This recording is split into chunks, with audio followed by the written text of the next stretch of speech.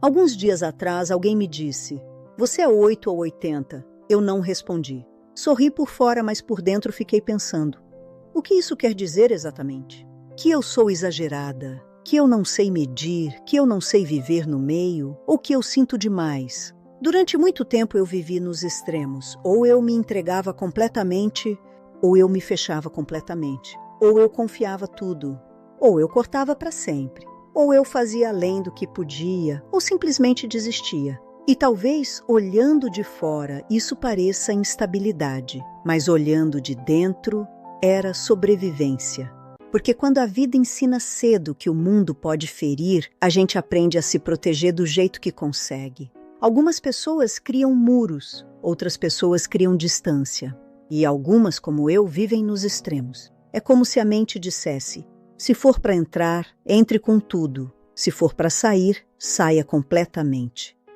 Não existe meio, não existe devagar, existe intensidade. Mas intensidade muitas vezes não é escolha, é defesa. Quem aprende cedo que o mundo não é seguro não aprende a viver no meio, aprende a se proteger. E proteção raramente é equilibrada, ela é intensa. Porque quando você já foi ferida, você não entra devagar. Você entra inteira, ou não entra. O 8 ou 80 muitas vezes não é exagero, é mecanismo de defesa, é medo disfarçado de força, é medo de não ser suficiente, medo de ser abandonada, medo de ser invisível, medo de confiar e se machucar de novo. Então você ama demais, ou se afasta demais, você faz tudo ou não faz nada, você suporta tudo ou explode. Mas com o tempo eu comecei a perceber algo. Viver nos extremos cansa. Cansa amar demais, cansa cortar demais, cansa reagir demais, cansa decidir tudo com intensidade máxima. Equilíbrio não é frieza. Equilíbrio é maturidade. É aprender que nem toda decepção exige ruptura definitiva, que nem toda crítica é ataque, que nem toda frustração é rejeição, que nem todo erro é fracasso. O meio não é fraqueza, o meio é consciência. Ser equilibrada não significa deixar de ser intensa, significa escolher onde colocar a intensidade. Hoje eu ainda sinto muito, mas eu penso antes de reagir. Eu ainda amo profundamente, mas eu observo antes de me entregar. Eu ainda tenho limites fortes, mas eu não corto no primeiro desconforto.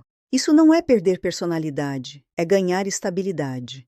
Durante muito tempo eu pensei que isso fazia parte da minha personalidade. Eu dizia para mim mesma: eu sou assim. Mas com o tempo comecei a perceber algo importante. Talvez eu não fosse assim por natureza. Talvez eu tivesse aprendido a funcionar assim. Porque quando você vive muito tempo em alerta, o seu coração não aprende o equilíbrio, ele aprende reação. Reagir rápido, reagir forte, reagir antes de ser ferido novamente. Mas viver sempre reagindo também cansa. Talvez eu tenha sido 8 ou 80, mas hoje eu quero ser inteira. E ser inteira é diferente de ser extrema. Ser inteira é saber quando avançar e quando esperar, quando falar e quando silenciar, quando permanecer e quando ir embora. Sem explosão, sem fuga, com consciência. Se alguém já disse que você é 8 ou 80, talvez você não seja exagerada. Talvez você só esteja aprendendo a se equilibrar depois de uma vida tentando sobreviver. Sobreviver é uma fase, mas viver é outra. Sobreviver é proteger, viver é construir. E muitas vezes a gente passa anos apenas sobrevivendo e não há vergonha nisso. Sobreviver também exige força, muita força interior. Mas chega um momento em que precisamos aprender algo novo. Como viver sem estar sempre em defesa. Como confiar aos poucos, como reagir com consciência e não apenas com medo. E aprender equilíbrio é um processo. Não acontece de um dia para o outro, mas começa quando você se observa sem se julgar.